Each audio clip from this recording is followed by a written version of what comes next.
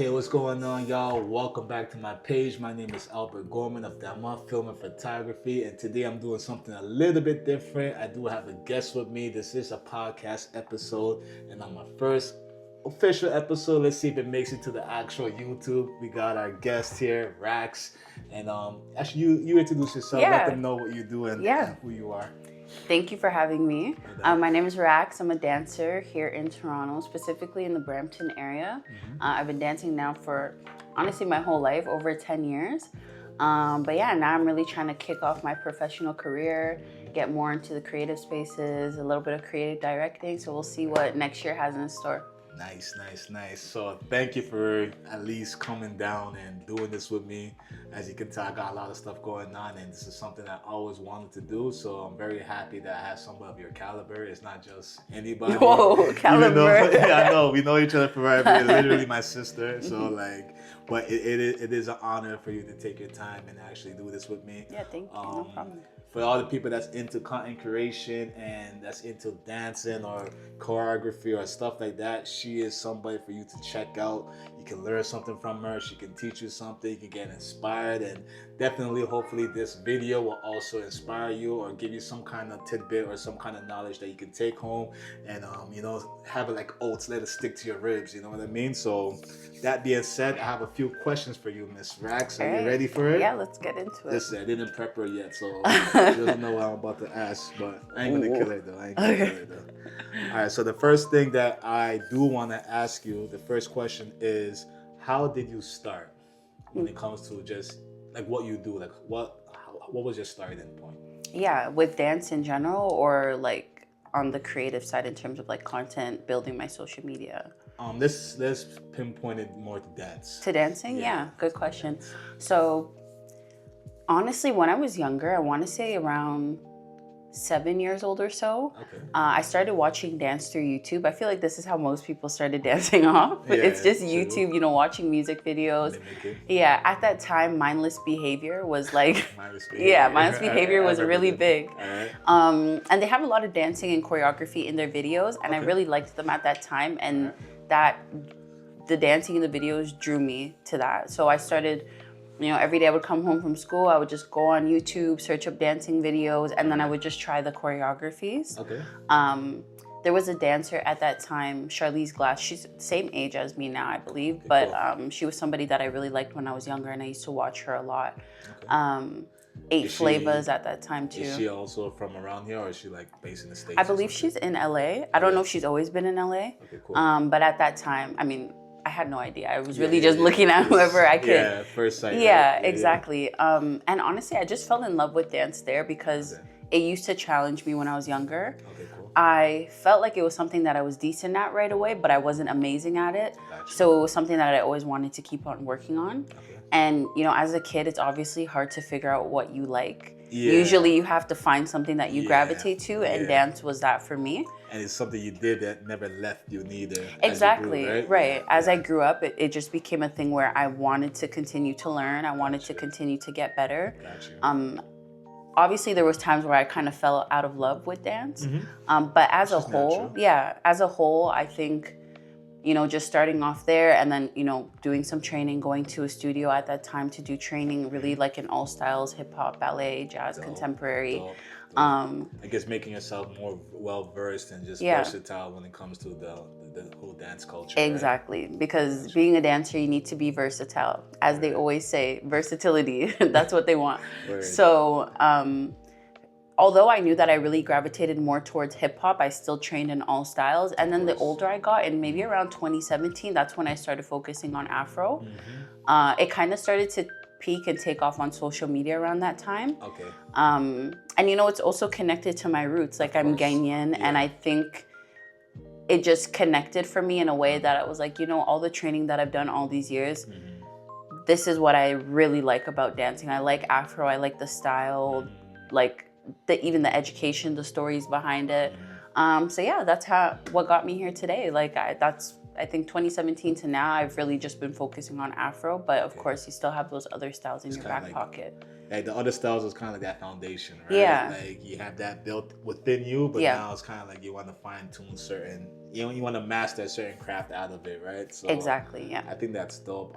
It's cool that even at the time that you came in, Afro beats or just the whole Afro-centric vibe kind of blew up within that time frame too. Yeah. So it's kind of perfect timing for somebody like you, and it's like, you know, shouts to everybody that partakes in the culture and everybody that wants to, you know, like be involved with the culture. But like for you to be an actual Ghanaian and Yeah.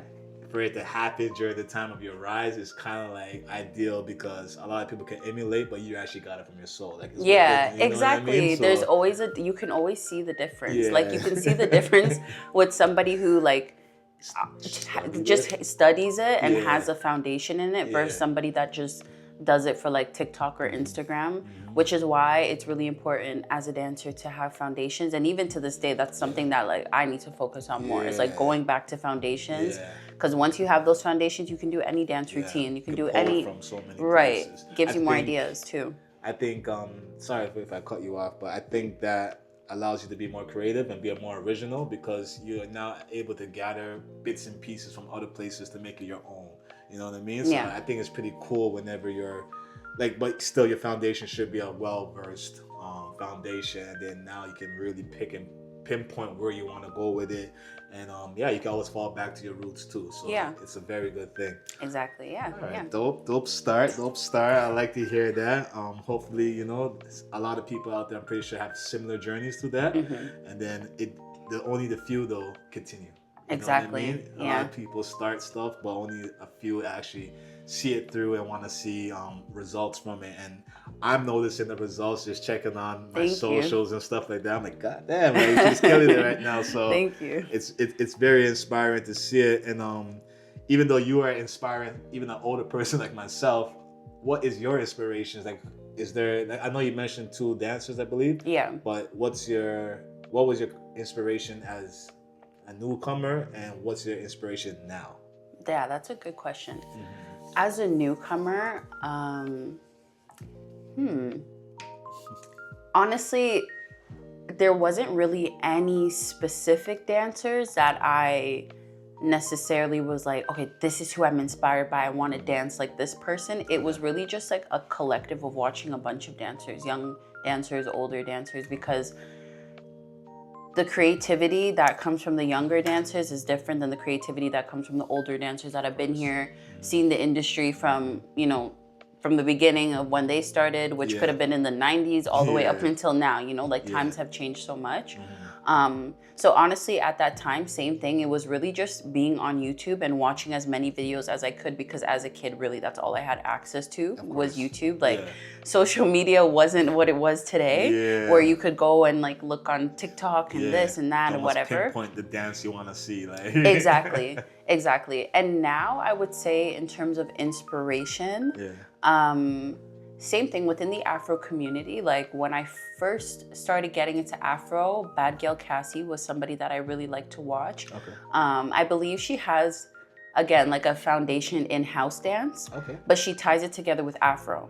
And I love that. Like I love how that point. Sorry, again. Yeah. I think that was that point of the originality where your base is something, but because you have a base somewhere else, you're able to pull and make something your own. So that's cool that you said that. Yeah, exactly. Like there's a lot of amazing Afro dancers out there.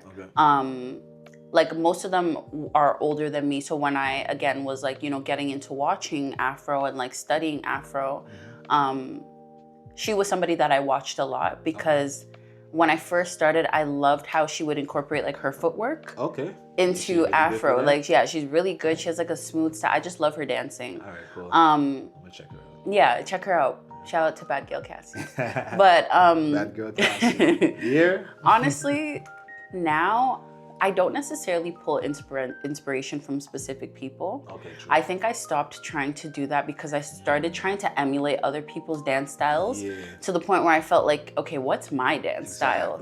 And I thought I had one, but then the more I would watch people, I would try to like kind of copy what other people were doing in a sense. And then I stopped liking dance as much because I felt like you can never really duplicate another person's style, so exactly. You're kind of setting yourself up maybe not to achieve what you are actually good at, and the bar is somewhere else where it doesn't need to be. Exactly. Like at this point, I think I'm just trying to set my own bar, like be my own inspiration, you know, like look at my progress. Yeah, look at my progress from years ago and look at me now. Like I'm focusing really now on just freestyling. Like I've always been very like calculated, want to do like choreography, put something together, make it look perfect. But then when it comes to like freestyling and just doing whatever my body naturally does, sometimes I feel a little more stuck with that. And like not a lot of dancers want to be vulnerable in that sense because it is a critical part of your dancing to be good at freestyling as well. Because that's what's you know, everybody can do the choreography, but like, okay, when it's time to freestyle, what is your original steps? How does your body move? So that's my inspiration right now. I'm really just trying to work on that for myself. Self-improving yourself, outdoing yourself. Yeah. And I think that's what it is. Like, you're no longer a novice, you're no longer an amateur. When you get to that level now where you can mimic other people's stuff and you can even do other people's stuff as good as them, now it's like you said, you gotta find your own self now. Exactly. Right? And that's when you start competing with yourself. All right, I gotta outdo what I did last year. Right. And even with my business too, like when I first started videography and photography, I used to check out, I ain't gonna mention no names, but I used to check out a lot of people's stuff, and I used to say, man, how did they do that, or how did I get to that point? And it's like over the years, I got to that point, but I didn't even realize I was at that point. Right. And then you're tricking yourself out of your spot. And like even you told me one time, like, yo, you're equal to that guy. And I was just like why I keep thinking I need to get there when I am there, but I'm at the point now I gotta make my own style. So people see it, it's like that's Ayo, that's Damoah, you know what I mean? Yeah. And obviously anything in life you gotta start from somewhere, right? So you see like kids learn how to walk because they see us walking, you know? Exactly. And eventually they walk out the door and go have their own life. Yeah, you know exactly. I mean? So you know, you're at that stage now where you're mastering your own craft, and it's gonna become legendary when you actually get into that point, and a lot of people don't get to that point. So I totally agree with you on that. All right, so then let's go on. I got a few more questions for you. Like, what is your biggest moment to this date in dance and content creation?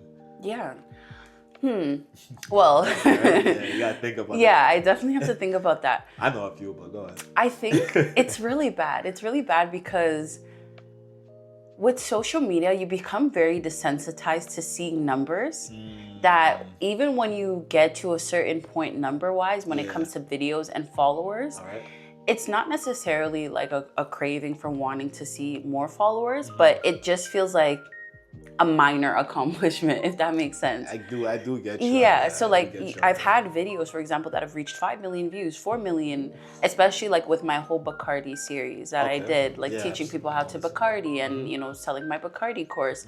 Like I had over thousands of people buy that course, right? Oh, wow. And I was actually able to monetize my social media. So I think that's bigger than... Yeah, like to me, you know, in the business mindset, because although I love dancing, I also want to make sure that I'm, you know, making a living out of it as well. So I think that was the biggest thing for me, honestly, is having so many people actually find what I'm offering valuable and want to actually sign up and purchase, like spend their money on it, get their card out, type in their card details, you know, give me their money in that sense. Trust in that. Exactly. It made me feel like, you know, one, I'm building trust. People actually see what I'm doing is valuable.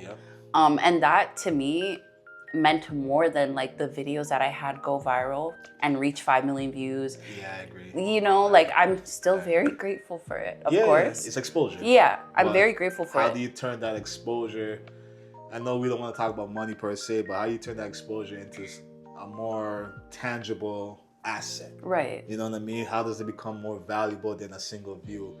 Can you take those 10,000 views into 100 subscriptions? Right. Where now they're coming back, they want to be there. They didn't get there by chance. They're fans. They're supporters. So I agree with you. To get that 1,000 sign up is as if you hit 10 million views. Right. People don't realize it. Exactly. Like that, you know what I mean? Like, exactly. Those people are rocking with you. They're not leaving you. That's your herd. That's your pack. That's your following. And I don't even like using that words followers and whatnot, but like those are people that are invested in you, which is invested in themselves for whatever reason, whether they want to learn how to do your dance or just be involved, you know? Yeah. So I think that's dope. Yeah, and that's honestly something that like when I got older, I was always told like, oh, you're good at teaching, you're good at teaching. I see.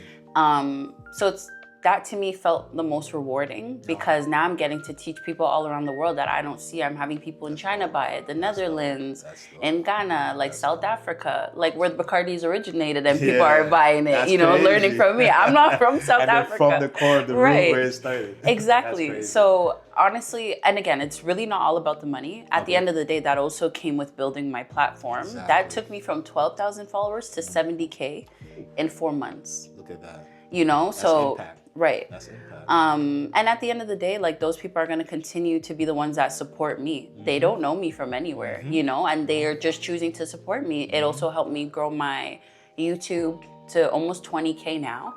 I had 50 subscribers. Look at that. Yeah. I had 50 subscribers when I started YouTube, and it's been like that for like 4 years.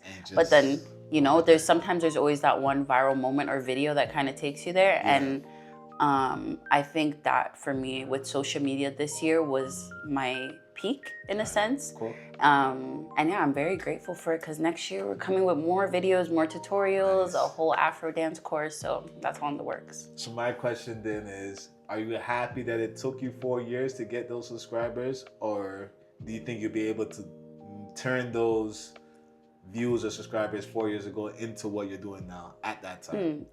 I think I always had the business mindset, like, I'm gonna figure out how to make money out of this. Or like, I'm gonna figure out a way to, like, monetize this. Now, as far as what if I had those followers at that time, I think I would have been way too consumed in social media. I think because if it happens too quick, especially like something like views, people need to know how to turn that into something tangible. You know what I mean? And if it becomes too quick, you just think it's gonna be always like that. Right. It's not. You need to have those months where shit ain't popping, ain't nothing moving. And I had that for a long time. That will let you know when something does kick off. Right. I got to turn this into something. And yeah, that's the reason why I actually. Yeah, that's a good question. Like, I would always see, you know, like, even when Chop Daily was popping, like in 2017, I had moments where I would get posted on there, and it's like, oh, like, I got posted on Chop Daily, whatever. And I think if I had like gotten, let's say, hundreds of thousands of followers at that time, as you're saying, I would have had the expectation that like every video I need to post needs to do this. And I had videos, even when I had 12,000 followers, that were getting 400 views on my Instagram and would not move.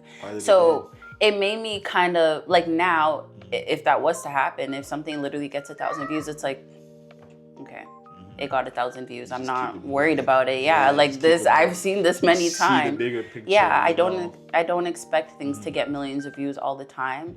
If it happens, it happens. If it doesn't, it doesn't. And although I'm addicted to my phone, it still has. We all are. I need to cut this. I'm addicted to it. I'm not gonna lie, but still with social media, like, I don't get too wrapped up in it. Like, you gotta do your best. I don't want to necessarily be like a big famous person, whatever. But like, I'm trying to, of course, build my platform, build my community.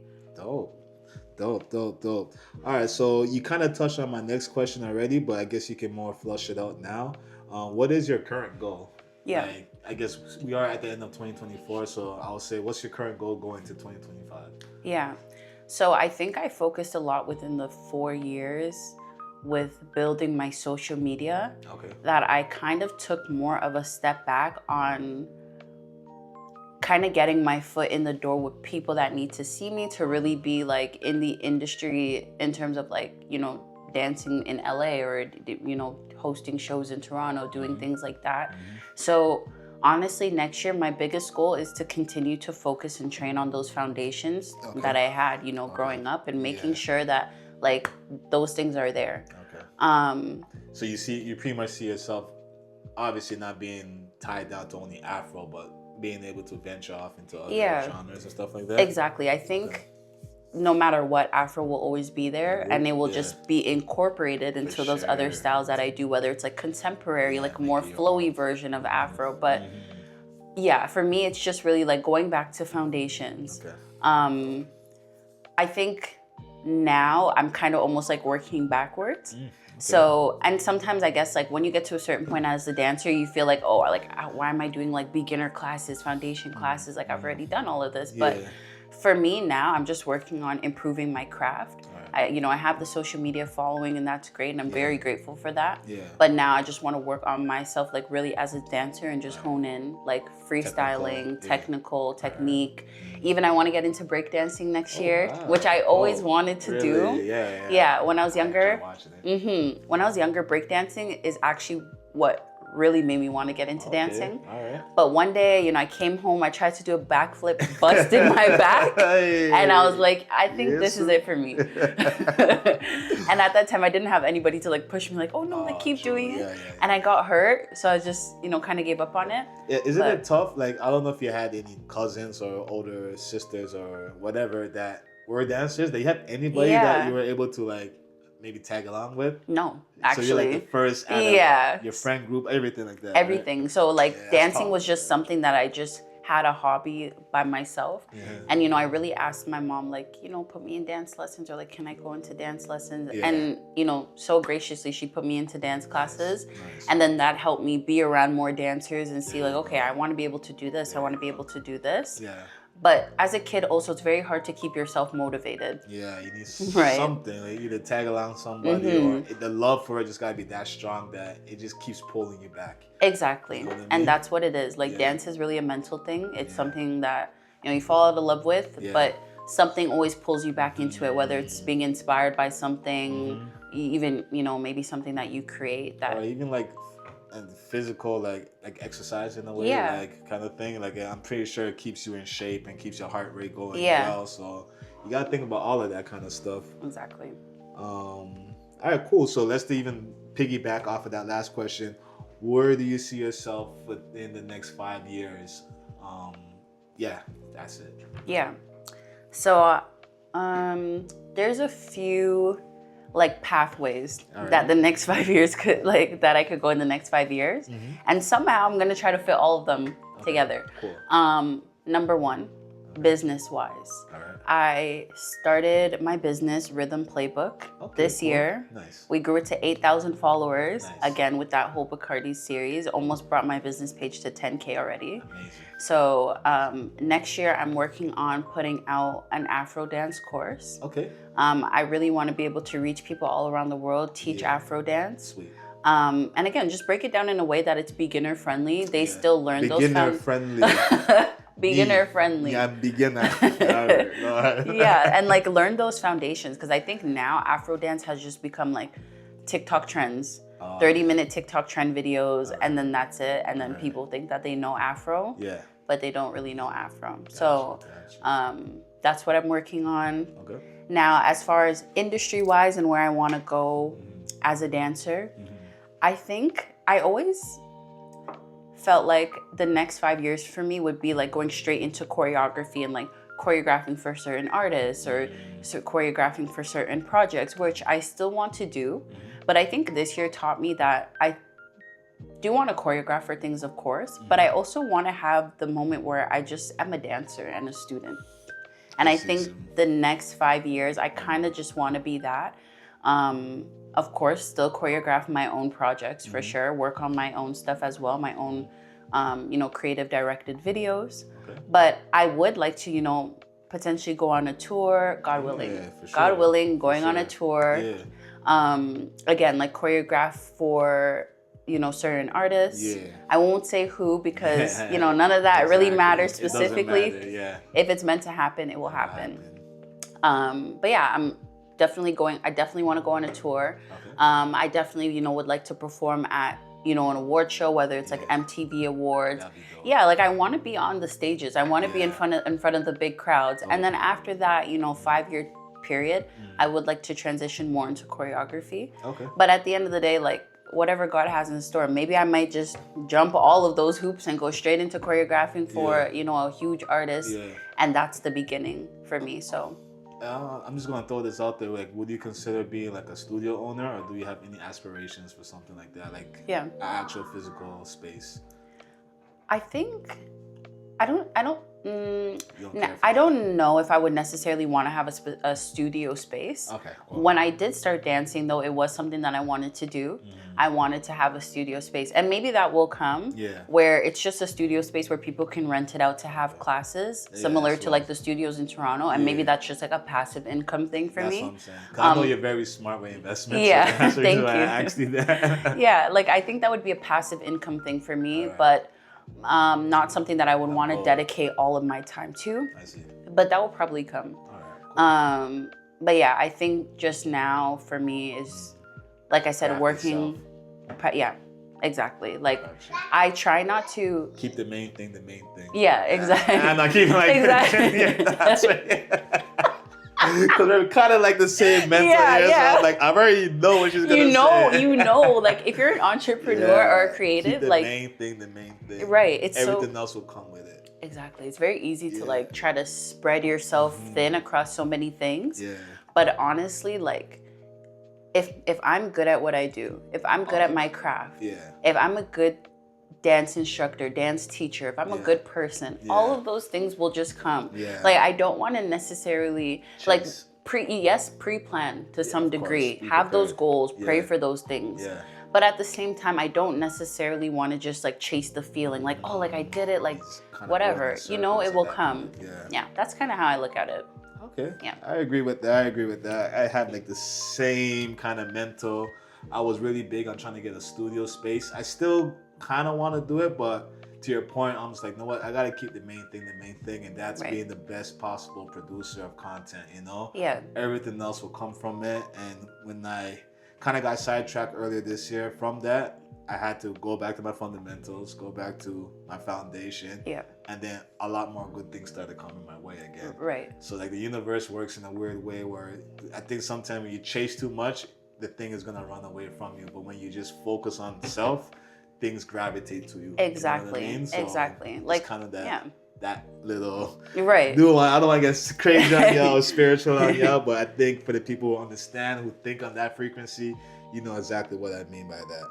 All right, cool. So we got 2 more questions here. I think this is cool though. This you kind of answered it, but I just want to hear it from your mouth and kind of say it to the people. What app has helped you the most along on your journey? Yeah. So first, I would definitely say TikTok. Okay.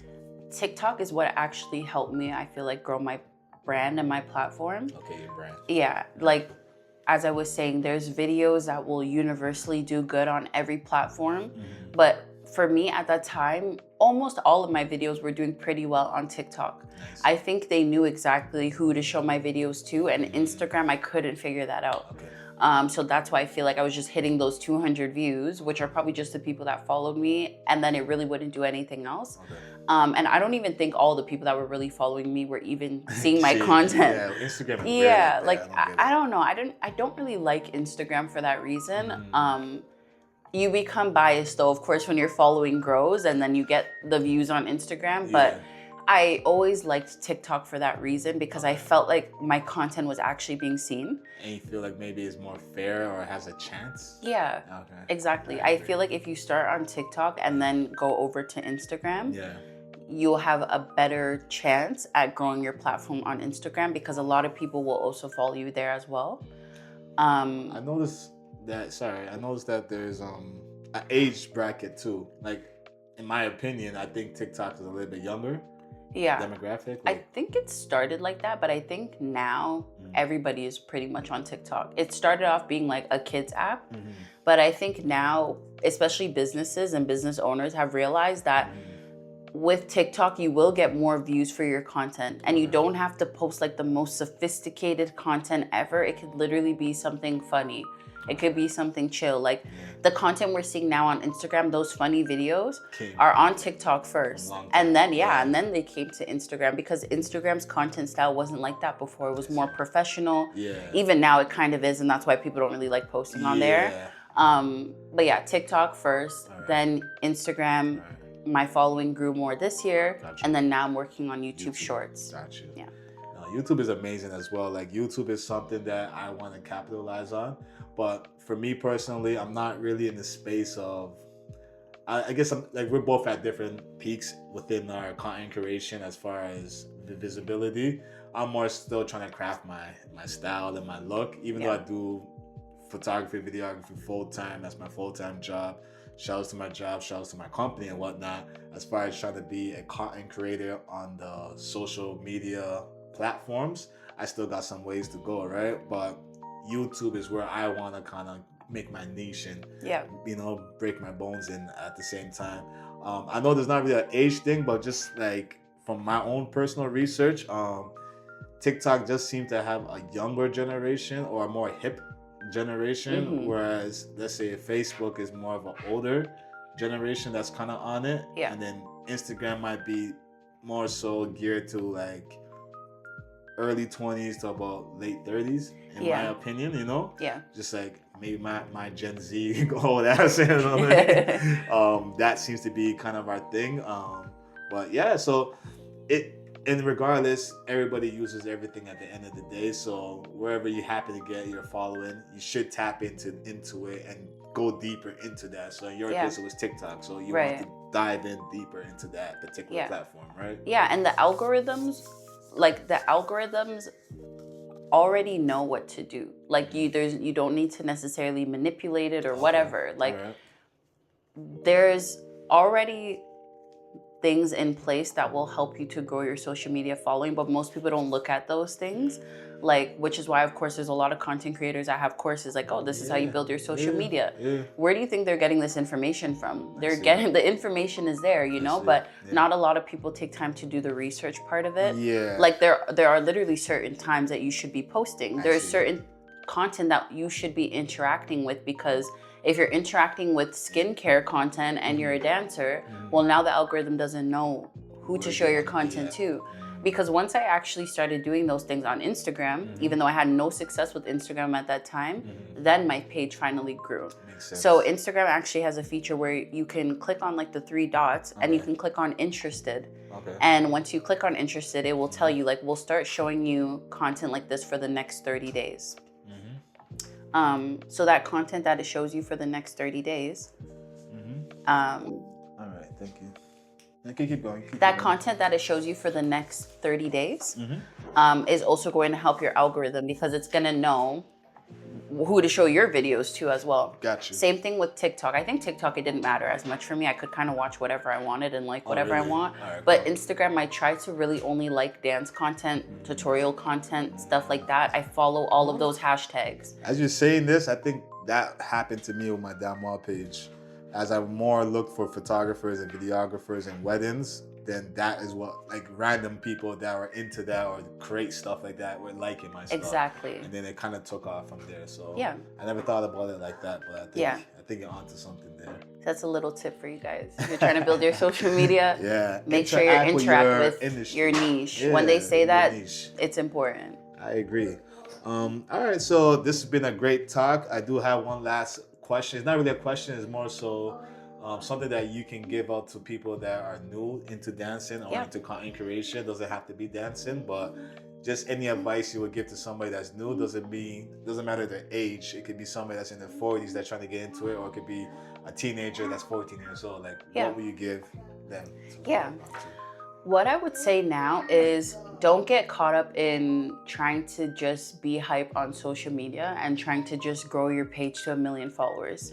You can have 1 million followers and still get no dance opportunities, because when it comes to technique, style, and all those things, you don't necessarily have to have a lot of following. Like, you'll notice that there's a lot of dancers in the industry that don't have hundreds of thousands of followers, but they're still dancing with Chris Brown. They're still dancing with big artists. And it's because of their technique. It's because of their freestyle, like their training, the things that they do, how they dance, how they move. So I would say at this point, for anybody who wants to start dancing, yes, of course, have fun and learn those challenges, but make sure that you are honing in on foundations. Don't be scared to take beginner classes. Like, even if you're a little bit more advanced, go back to the beginner classes, take those classes and study a lot of YouTube videos, watch other dancers, go to auditions. Even if this is even something that I'm working on for myself next year. Go to as many auditions as you can. whether you do terrible or not, because you want to be able to see, okay, who are the dancers that got chosen? What do they do? What is their style? How did they stand out? You need to be in those rooms in order to gather as much information as you can, and honestly be a student all the time. Study, look at social media, study, like just study as much as you can. Even with AI now, like in ChatGPT, you could literally say like, I want to be this type of dancer in the next 10 years. What are the steps I need to take? And I promise it'll give you a whole layout. So these are even things that I'm doing for myself. So I honestly say, like, as somebody who's been dancing for a long time, don't waste time. Go for it. Don't be scared to post your work. If people don't like it, they don't like it. Like, there's a lot of dancers that or people that don't like what I do or don't like my dance style. Exactly. But at the end of the day, there's a place for everybody. The dance industry, as people like to say, is oversaturated. But if you have a special something about yourself, you're going to be seen. So stand out as much as possible, take up as much space as you can, and focus on those foundations. Like, really crack down on that, and make sure that in any room that you get, if they say, okay, bust out a pirouette? In any room that you get, if they say, bust out this move or do a box step, you better be able to know how to do those things. So yeah, that's what I would say. Okay, dope. Well, that is all that I have for you today. I'm definitely going to pull you back again. Okay. The next time we do this, we might be in a dance studio where you get to see her moves and whatnot. But for now, follow her at It's Rax on all platforms. It's Rax with 1 S _, on TikTok. It's Rax with 2 S's on Instagram. Some people had the username, so I had to spice it up already. And then same thing with YouTube. It's Rax as well. But yeah, thank you for having me. This was fun. You asked great questions. No doubt. Yeah. So again, I really appreciate you pulling up on me, and I think this is gonna be really dope for me. It allows me to meet more people, be open, showcase my personality in different ways. So I'm happy about it, and to the next one. Yeah, right? For sure. Again, thank you. Thank y'all for coming. If you made it this far, hit the like, subscribe, and share this thing out. All right. Peace. That was fun. Yeah.